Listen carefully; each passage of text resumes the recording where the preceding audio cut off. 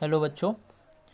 तो स्टार्ट करते हैं सेम आज साइंस क्लास 10th एनसीईआरटी। मैंने उस दिन पढ़ाया था आपका लॉस ऑफ रिफ्लेक्शन, आधा पढ़ा दिया था, आधा रह गया था। ठीक है, उसके आगे से ही जस्ट स्टार्ट करते हैं। फर्स्ट नंबर कंप्लीट कर दिया था, सेकंड नंबर बाकी रह गया था, तो सेकंड नंबर से स्टार्ट करते हैं। क्या होता है लॉस ऑफ रिफ्लेक्शन में? सेकंड नंबर में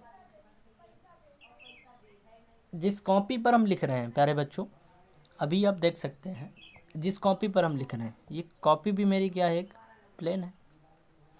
जो मिरर आपका होता है प्लेन होता है। आप घर पे आप अपनी कॉपी पर लिखते हैं, वो भी एक प्लेन होती है। ठीक है, प्लेन है। यानी कि अब इसमें बात करते हैं,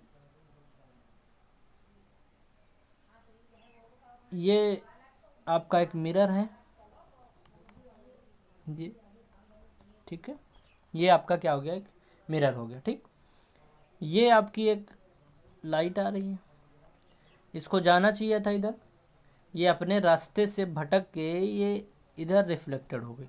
ठीक है, इधर जाना चाहिए था, अपने रास्ते से भटक गई और इधर चली गई। ठीक है, इधर चली गई। और ये आपका क्या होता है, अभिलंब होता है, नॉर्मल होता है, मैंने बताया था। ये जो तीनों होते हैं, ये प्यारे बच्चों, ये तीनों जो होते हैं, ये तीनों एक ही प्लेन में होते हैं। क्या होते हैं? तीनों एक ही प्लेन में होते हैं, एक ही प्लेन में होते हैं। ये क्या होते हैं बच्चा? ये तीनों एक ही प्लेन में होते हैं, यानी कि एक ही तल में होते हैं। ठीक है, प्लेन मतलब एक ही तल में होते हैं। ठीक है, यानी कि ये जो होता है हमारा इंसिडेंट रे, आपको लिखना है तो अगर मैं लिखवा देता हूँ, अगर लिखना ही है। वैसे तो मैंने इसे समझा दिया है, लेकिन चलिए थोड़ा सा लिखवा ही देते हैं। The incident ray, the incident ray, incident ray, the reflected ray, reflected ray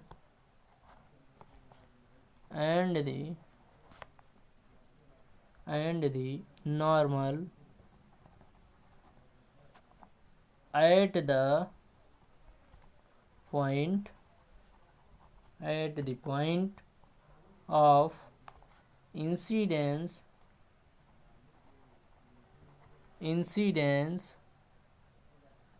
all the same plane। ठीक है, ये इंग्लिश वाले लिख लें, हिंदी वाले भी लिख सकते हैं। आपतित किरण,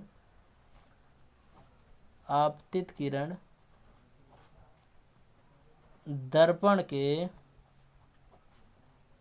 आपतित किरण दर्पण के आपतन बिंदु पर, दर्पण के आपतन बिंदु पर अभिलंब और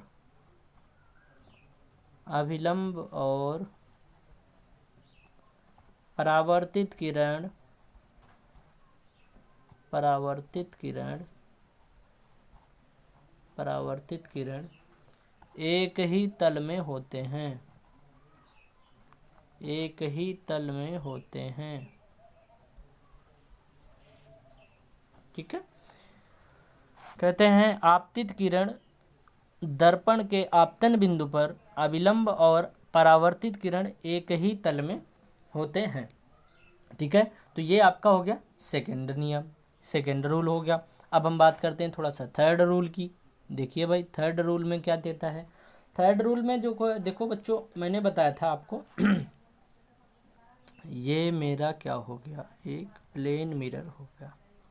ओके, ये मेरा क्या हो गया, एक प्लेन मिरर हो गया। ठीक है, तो ये मेरा एक प्लेन मिरर हो गया। ये आपकी इंसिडेंस रे होगी, ये हमारी इंसिडेंट रे हो गई। ये मेरी रिफ्लेक्टेड रे हो गई, ये मेरी इंसिडेंट, ये मेरी रिफ्लेक्टेड, और ये मेरा क्या हो गया भाई, नॉर्मल। और ये जो इंसिडेंट रे है इसको जाना चाहिए था इधर, इस साइड पर जाना चाहिए था, सीधे जाना चाहिए, लेकिन ये अपने मार्ग से क्या हो गई, विचलित हो गई और ये इधर चली गई, ओके, रिफ्लेक्टेड हो गई। तो ये जो आपका बनता है एंगल, ये वाला, ये एंगल आपका क्या कहलाता है, ये आपका विचलन कोण कहलाता है। क्या बोलते हैं हम इसको, विचलन कोण बोलते हैं।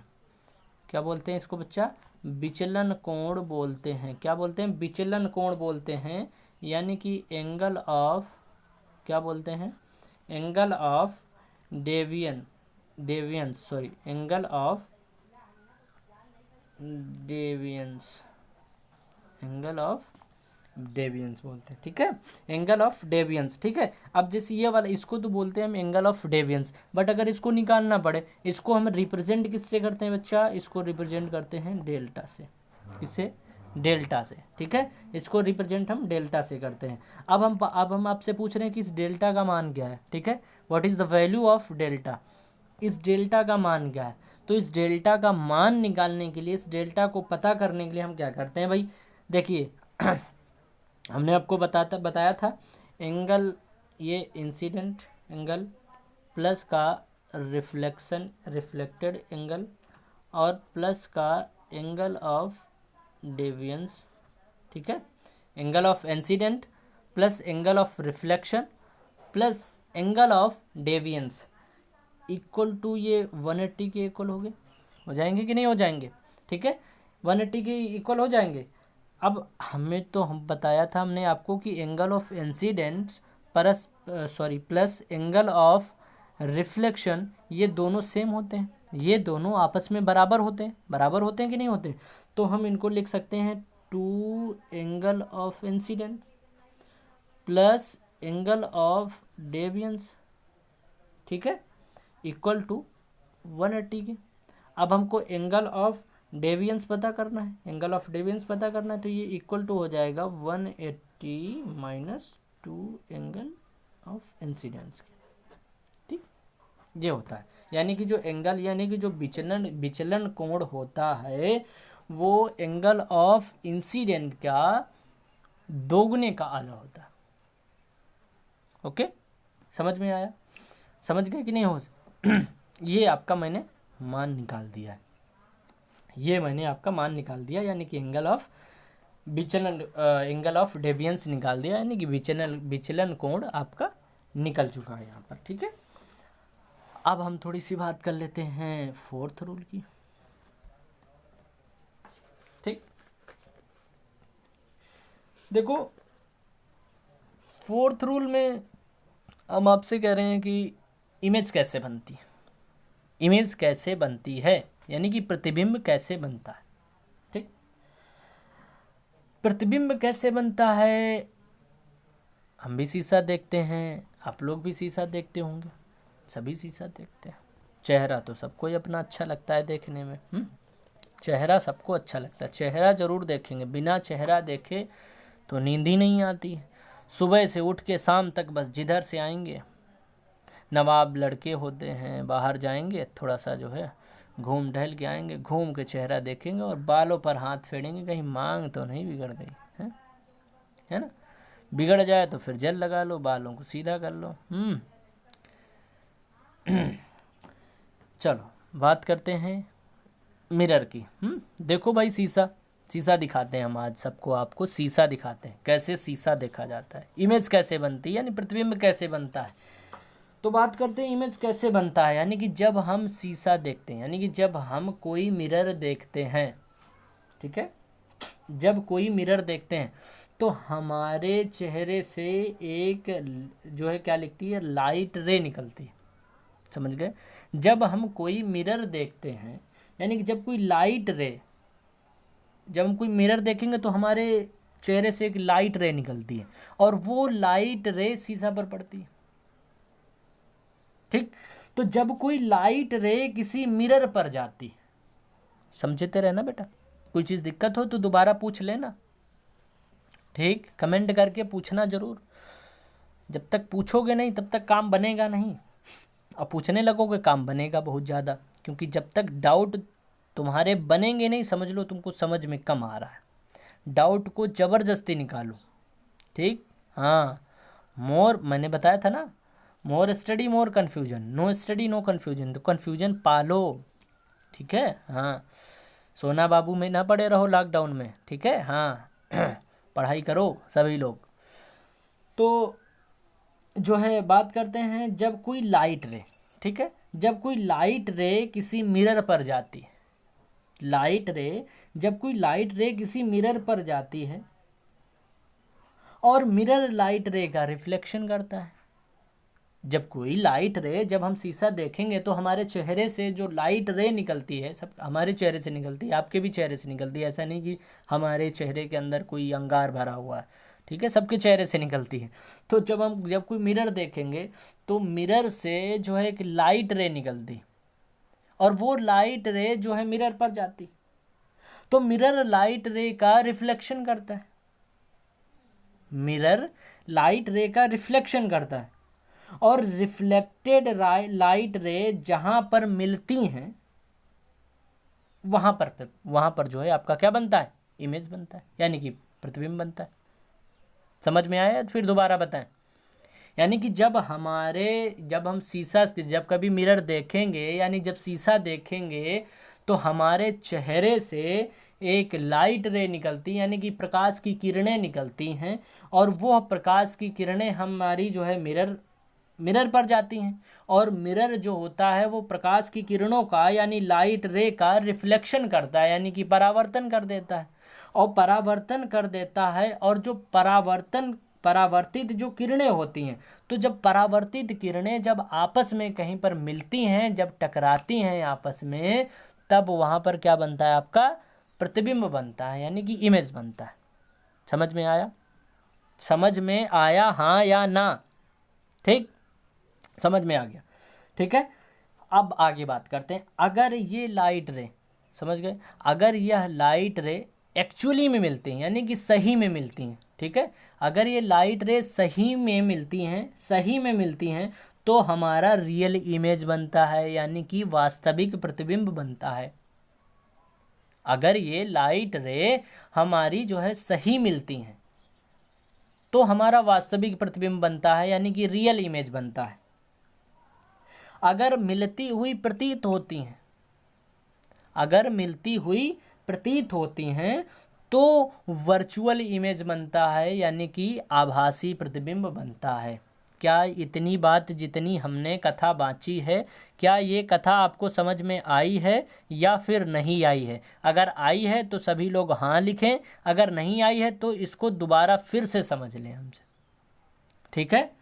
अगर मिलती हैं, सही में मिलती है, तो वास्तविक प्रतिबिंब बनता है, यानी कि रियल इमेज बनता है। लेकिन अगर मिलती हुई प्रतीत होती हैं तो वर्चुअल इमेज बनता है, यानी कि आभासी प्रतिबिंब बनता है। ठीक, इतनी चीज़ समझ में आई? ठीक, थम्स अप कर दीजिए। इतनी चीज़ समझ में आई? अगर समझ में आई है तो आगे की चीज़ बता रहे हैं, ठीक है। कहते हैं image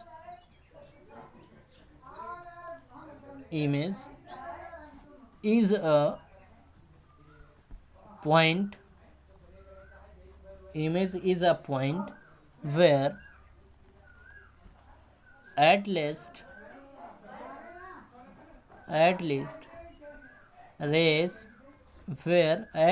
rays two light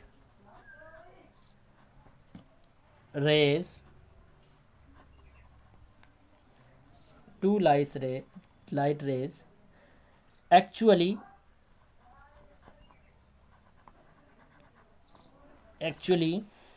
meet or appear to meet, ठीक, और appear to meet, यानी कि इसको हिंदी में क्या लिखेंगे? जहाँ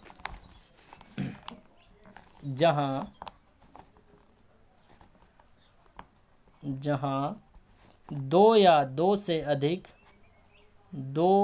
या दो से अधिक, दो या दो से अधिक, जहाँ दो या दो से अधिक परावर्तित किरणें,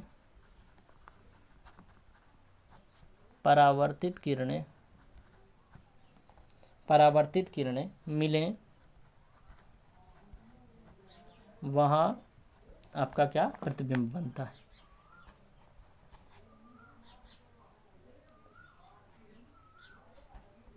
वहाँ प्रतिबिंब बनता है,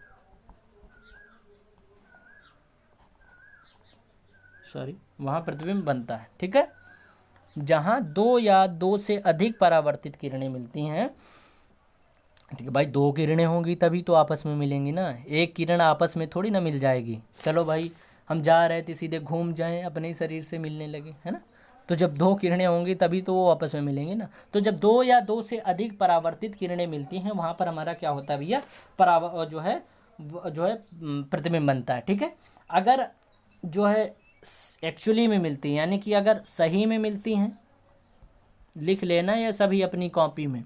ठीक है, ये नहीं खाली कथा सुन के रख देना। ठीक है, कॉपी में लिखते जाना सब कुछ, फेयर कॉपी पर। सही में मिलती हैं, और जैसे लिख रहे हैं वैसे नहीं लिखना, जैसे बोल रहे हैं वैसे लिखना। ठीक है, अगर सही में मिलती हैं तो रियल इमेज बनता है, रियल इमेज बनता है। अगर सही में मिल रही हैं तो रियल इमेज बनता है, यानी कि वास्तविक प्रतिबिंब बनता है। ठीक, रियल इमेज बनता है यानी वास्तविक प्रतिबिंब बनता है। अगर प्रतीत हो रही हैं, अगर प्रतीत हो रही हैं, मिलती हुई प्रतीत हो रही हैं, तो आपका क्या बनता है, वर्चुअल इमेज बनता है। ठीक है, वर्चुअल इमेज बनता है, वर्चुअल इमेज बनता है। ठीक है, वर्चुअल इमेज बनता है यानी कि आभासी प्रतिबिंब बनता है। ठीक है, अगर मिलती हुई प्रतीत होती हैं तो आपका क्या बनता है, आभासी प्रतिबिंब बनता है। ठीक है, अगर एक्चुअली में मिल रही हैं, सही में मिल रही हैं, तो आपका वास्तविक प्रतिबिंब बनता है, यानी कि रियल इमेज बनता है। ठीक, अब भाई दर्पण अब मिलते कैसे हैं, अब दर्पण क्या होते हैं, अब बात करते हैं थोड़ा सा दर्पण की, यानी मिरर की बात करते हैं।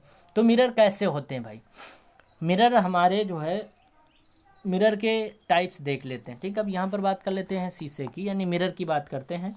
तो टाइप्स ऑफ मिरर बात करते हैं अब यहाँ पर, types of mirror, types of mirror यानी कि दर्पण के प्रकार।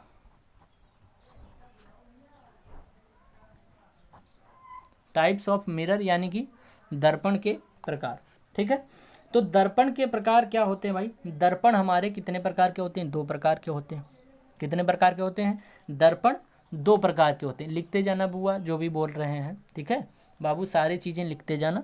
ठीक है, एक कॉपी पर लिखते जाना और अच्छे से लिखते जाना, पर अच्छा एक नोट्स बनाते जाना। ठीक है, मैं चेक करूँगा इस नोट्स को, देखूँगा भी। तो मिरर हमारे कितने प्रकार के होते हैं, दर्पण कितने प्रकार के होते हैं, दर्पण the types of mirror are two types. ठीक है, यानी कि दो प्रकार के होते हैं, यानी दर्पण हमारे कितने प्रकार के होते हैं, दो प्रकार के। मिरर आर टू टाइप्स, यानी दर्पण दो प्रकार के होते हैं। पहला कौन सा होता है, पहला हमारा क्या होता है, प्लेन मिरर। पहला होता है हमारा प्लेन मिरर। ठीक है, क्या होता है बच्चा, प्लेन मिरर होता है, यानी कि प्लेन मिरर होता है। समतल दर्पण इसको बोलते हैं हिंदी में। ठीक, दूसरा हमारा क्या होता है, स्फेरिकल मिरर। क्या होता है, spherical mirror, spherical mirror, spherical mirror यानी कि गोलीय दर्पण। इसको क्या बोलते हैं, गोलीय दर्पण बोलते हैं। ठीक है, एक समतल दर्पण होता है और एक गोलीय दर्पण होता है। ठीक है, प्लेन मिरर क्या होता है भाई, ये मेरा रखा है। ठीक, ये मेरा क्या है, प्लेन मिरर है। ठीक है, प्लेन मिरर जो है क्या होता है भाई, अगर परावर्तक पृष्ठ, ठीक है, अगर परावर्तक पृष्ठ समतल हो यानी कि प्लेन हो, अगर परावर्तक पृष्ठ समतल हो तो वो हमारा क्या होता है, प्लेन मिरर होता है, यानी कि समतल दर्पण होता है। अगर परावर्तक पृष्ठ समतल हो तो मेरा क्या होता है, प्लेन मिरर होता है। समतल होगा ऐसी, ठीक है, प्लेन होता है, ठीक है ना, प्लेन मिरर होता है। परावर्तक पृष्ठ अगर समतल होता है, प्लेन होता है, तो मेरा क्या होता है, प्लेन मिरर होता है। अब बात करेंगे, अगर ये मिरर एक ऐसे रखा है, पॉलिश्ड किया हुआ मिरर रखा है, ठीक है, ये एक मिरर रखा है मेरा, तो इसका जो होगा वो रिफ्लेक्शन, जो भी इसका रिफ्लेक्शन होगा वो यहाँ से होगा, इसका रिफ्लेक्शन, ठीक है, इसका रिफ्लेक्शन कहाँ से होगा, यहाँ से होगा कि नहीं होगा, ठीक है। तो इसको हम क्या बोलेंगे, स्फेरिकल मिरर बोलते हैं, स्फेरिकल मिरर बोलते हैं, यानी कि गोलीय दर्पण बोलते हैं। कहते हैं, क्या कहते हैं, चलिए आइए थोड़ा सा बता देते हैं हम आपको। अगर रिफ्लेक्टिंग सरफेस, समझ गए, अगर रिफ्लेक्टिंग सरफेस, सुनते जाना, मैं लिखूंगा नहीं, सुनते जाना। अगर रिफ्लेक्टिंग सरफेस थोड़ा सा कैसा होना चाहिए, मेरा कर्व्ड होना चाहिए, समझ गए। अगर रिफ्लेक्टिंग सरफेस थोड़ा सा कर्व्ड हो, ठीक है, थोड़ा सा कर्व्ड हो। अब आधे तो देखते हैं, CARVED, ठीक है, थोड़ा सा कर्व्ड हो, यानी कि वक्र पृष्ठीय, इसको हम क्या बोलते हैं हिंदी में, वक्र पृष्ठीय,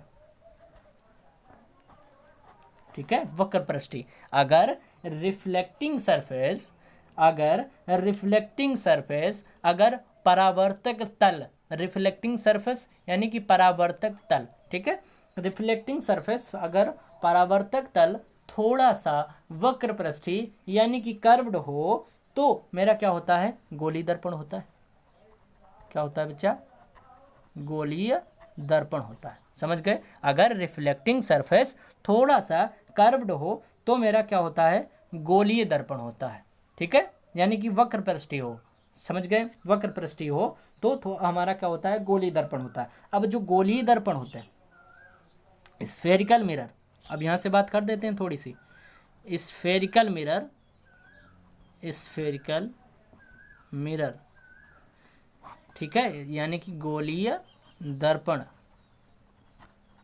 स्फेरिकल मिरर जो होते हैं हमारे, ये भी हमारे दो प्रकार के होते हैं। स्फेरिकल मिरर भी कितने प्रकार के होते हैं, दो प्रकार के होते हैं। हम आपसे पूछेंगे कितने प्रकार के होते हैं, दो प्रकार के होते हैं, आप बताएंगे कितने प्रकार के होते हैं लल्ला। ये दो प्रकार के होते हैं, ये दो प्रकार के होते हैं। कौन से, एक होते हैं हमारे कॉन्वेक्स, क्या होते हैं, कॉन्वेक्स, और एक क्या होता है मेरा, कॉनकेव, कॉनकेव, ठीक, यानी कि ये हमारा होता है उत्तल दर्पण, और ये मेरा क्या होता है, अवतल दर्पण,